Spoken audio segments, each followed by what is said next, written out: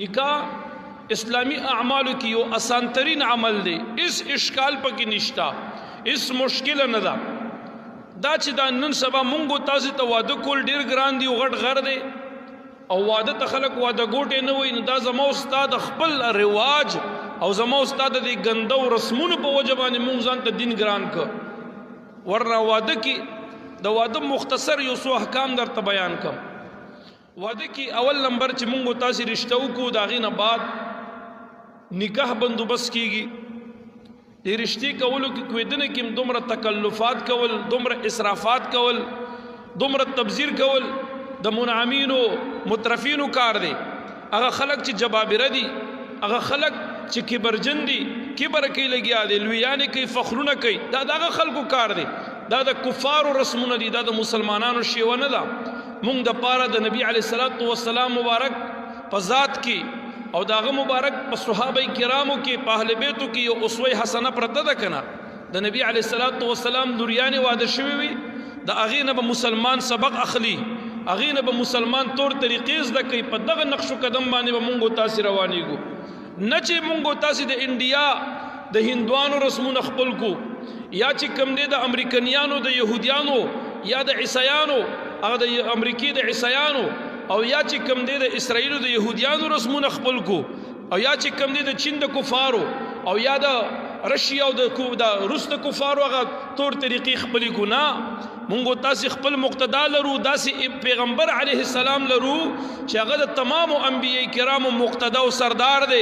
د تمام انبیو پیشوا او رهبر دی د تمام انبیای کرامو نه غوړ او بهتر نبی علیه الصلاۃ والسلام الله مونږ ترا کړی دی نو داغه مبارک د طریقې د تمام انبیو نه او داغه مبارک د دین د تمام ادیو نه غوړ او بهتر دین دی یاد ساته زمون په دین کې د څه کمیو چې نن مونږ خپل کویدنې د رسم او رواج مطابق کې زمون په دین کې د څه کمې دی چې نن مونږ په هندوانو پسې لاړو د اغیارو رسمونه مخبل کو د اغیارو طور طریقې مخبل کې او خپل مهربان رب مناراض کو خپل کریم پیغمبر علیه السلام مبارک مو دردولو داغه مبارک سنت مو پېمال کو کلم چې کویدن کوي ساده پس تکور یو کس دو درې لاړ شي یوالتا جنې پنامشي جنې غختنه وشو رشتہ وشو پس صرف خلق وګه کوي بیا راځي داغه نه بعد د فضول رسمونه د اومه دا او د درېمه دا او د خبيرته دا او دا به د دې سیزن جوړي ولاسته او دا به هغه سیزن جوړي ولاسته او دا به ولا انګوټي کې او دا به ولا غړې کې دا به ولا کالې کې او دومره به ولا داراسته دا فضول رواجونه دي دا شریعت کې نشته دا عبس کارونه دي حرام دي ناروا دي د شرع نه خلاف داغه نه بعد چې کله بیا د واده د نټي وخت راشي هغه کې زمونږ استاد رسمونه بیل دي صدی ګرځول جهیزونه کول نکریزي کول جوړي کول وغیرہ وغیرہ نور تماشي کول دمامي کول ډیمانډونه کول د یو تربلا په یو بل باندې غټ غټ سامانونه خودل دا خلاف شرع او امور دي دا د شریعت نه خلاف کارونه دي د الله نو یریږي په خپل ځان باندې او په دې خپل نوی کول او نسل باندې لګ رحم وکي د زنا دروازې بندي کوي نکاح اسانه کوي واده آسان کوي زنا ګرانه ده په شریعت کې زمونږ استاد په دین کې د معاشري په اعمالو کې یو آسان عمل هغه نکاح ده په دین د اسلام کې او زنا چې ده فحاشي چې ده نو دا ډیر بدترین عمل دی او د دې د پاره ډیر سخترین عذابونه او وعیدات الله تبارک وتعالى ورولې دي اوس په زید د نکاح باندې مونږه زنا عامه کا مونږ فحاشیان عام کې مونږ بهایي عامه کا مونږ رسم او رواجونه عام کو او نکاح او واده مزان تګران او سخت ګرځول د سینه د پکارونو نو ما د نکاح پورې خبره کوله په دین د اسلام کې نکاح یو ډیر آسان عمل دی د نکاح متعلق دا خبره ووري علما لیکي په واده کې د واده شپږه احکام ډیر آسان نمبر په واده کې دو فرایض دي دو فرایض اول نمبر فرض د نکاح په وخت کې قبول او ایجاب دی کله چې د الکو جنې نکاح کولې شي نو په دغه وخت کې دا قبول او ایجاب دا د واده اول فرض دی لازم دی بغیر د قبول او ایجاب نه نکاح نه صحیح کیږي نکاح نشوا واده نه صحیح کیږي دویم نمبر فرض په واده کې هغه د نکاح په وخت کې چې کله نکاح تړل شي کم از کم دو گواهان دي لا يجوز النکاح الا بحضور الشاهدين د دوه شاهدینو د دوه گواهانو په درمیان کې به نکاح تړلی شي. د نکاح خوان نه علاوه هغه څوک چې هغه نکاح پړاوي د هغه نه علاوه کوم چې ظلمې دی د دې ظلمي نه علاوه کوم چې د جنۍ وکیل ناست دی د جنۍ د خوانه نکاح ته څوک واکي اختیار راوالي او دی راشي دی کینی د دغه نکاح خوان نه د ظلمي نه او د جنۍ د وکیل نه علاوه د نکاح په مجلس کې به اقل کم از کم 2 گواهان ناست دي. دغه 2 گواهان د نکاح چې دي نو دا مسنونه عمل دی، دا فرض دی. بغیر د 2 گواهانو د نکاح بیا نه صحیح کیږي. نو دا 2 فرایض په نکاح کې دغه 2 فرایض دي په واده کې. یو پکې واجب عمل دی. واجب هغه مہر دی. د رب کریم د قرآن وینا ده دا د زنانه د پاره ټاکل شوی دی، احادیثونه ثابت دی. نو مہر چې دی دا واجب دی، دا لازم دی په خاون باندې. مہر به څومره؟ مہر اقل د مہر چې دی د 10 درهمونه به کم نه وي، کم از کم 10 درهمه، او زیات حد د مہر چې دی نو علامه تراضیا دا دواړه خاندانات دواړه کورنۍ د الکو د جنې چې په څومره باندې رضامون شو بس دغه مہر دی. څومره مال باندې چې رضامون شو دغه مہر دی. کاغه په 10 زره که په 20 زره که په 1 لک وي که په کم باندې که په زیات باندې وي. مہر بیا 2 قسمه لري. یو مہر داسې دی چې هغې ته معجل وي.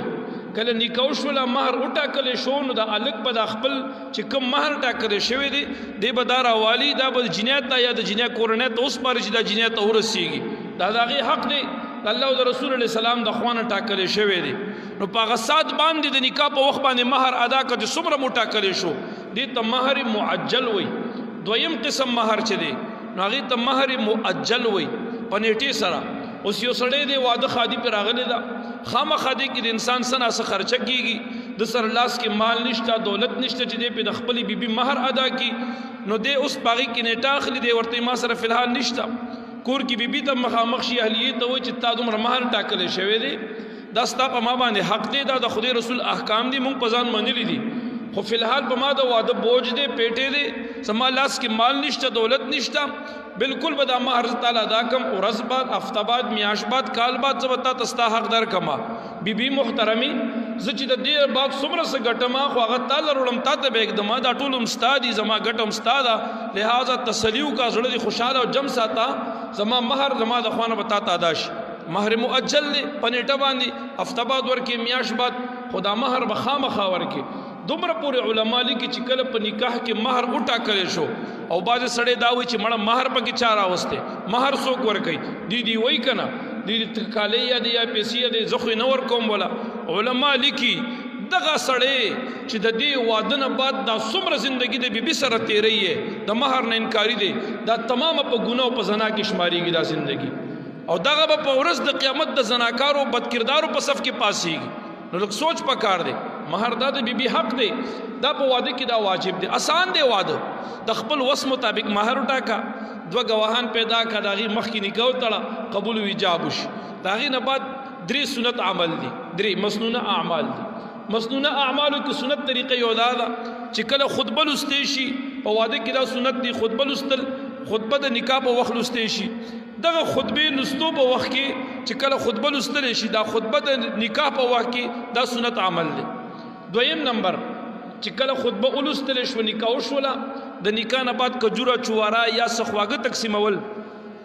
څه شیریني تقسیمول، دا مسنونه عمل دی د خپل وس مطابق. دا نه چې ته د خپل وس نه بهر غټ غټ کارونه کې، دا مه کوه. او د دې نه علاوه اخیری سنت عمل په واده کې هغه بیا چې کله د واده شپه تیره شوه، ناوی کور ته دې راوسته، ډولی دې روړه، جنج راغې، زلمي په کور شپه تیره کا، د واده شپې په تیرېدو په سبا چې دا کم طعام خلک ورکوي دې ته ولیمه ویلی شي. دا ولیمه مسنونه طریقه ده، خو دغه ولیمه چې مونږ تاسې ورکوي دا به د خپل وس مطابق ورکو، او دا چونکې سنت عمل دی نو دا به په اسلامي طریقه باندې ورکوي چې ستا څومره وس دی، که د 10 کسانو وي، که د 20 کسانو وي، که د 13 کسانو وس لري، دا ورکا. د خپل وس نه زیات ولیمې ورکول او په هغې کې نمود او ریا کول او په هغې کې دکاوي کول او هغه بیا مالدار رابلل او غریبانان پرېښودل، د چم ګوند خپلوانو ته یا د چم ګوند اوسیدونکو ګاونډیانو ته وینا نه کول، او پدې کې هغه مترفین او منعمین او جبابره او متکبرین او مالدارا اهل مال هغه غختل او فقراء او مسکینان ترکول او پدې کې غریب خلک او یا نږدې چم گاون ترکول دا ګناه د خلاف شرع کار دی ته چې کله ولیمه تیارې د خپل وس مطابق ولیمه به تیارې څومره چې ستا استطاعت وي څومره چې ته توانېږي څومره چې ته طاقت لري ولیمه تیاره کا دغه ولیمې ته بیا د خپل نږدې اقربا دې روغواړه او چې کوم نږدې چمو ګاونډ تا سره د دې حق در باندې دې روغواړه که د دې نه علاوه ته کوم دوستان راغواړي راغوښتې شي د شریعت مطابق